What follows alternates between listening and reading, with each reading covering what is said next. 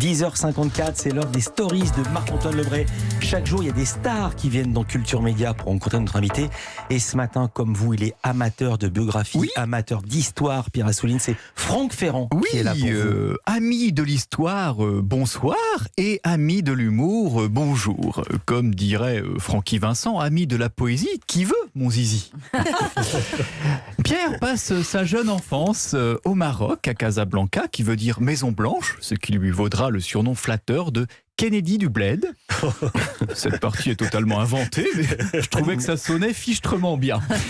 Il intègre ensuite le milieu des diabolos et des punks à chiens, enfin l'université de Nanterre, avant d'intégrer une académie plus prestigieuse, Académie Goncourt, qui n'est pas, je le précise, une école sur le quai de la station de métro de la ligne 11.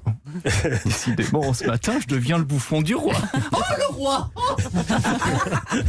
Un spécialiste de littérature, et parmi nous, vous le connaissez bien, c'est Augustin Trapenard. Pierre Assouline, vous avez écrit « Dès lors qu'on a une vie intérieure, on mène déjà une double vie. Or, pour une femme qui a déjà une double vie, cela voudrait dire qu'elle a une quadruple vie. » Sachant qu'en France, une femme vit 85 ans, une quadruple vie équivaut à 340 ans. Or, il y a 340 ans, Louis XIV signait l'acte de rattachement de Strasbourg à la France.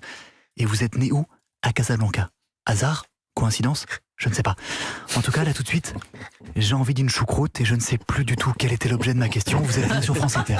Je crois que Laurent Delahousse voulait vous dire quelques mots, Pierre. Bonsoir à tous et surtout bonsoir à toutes.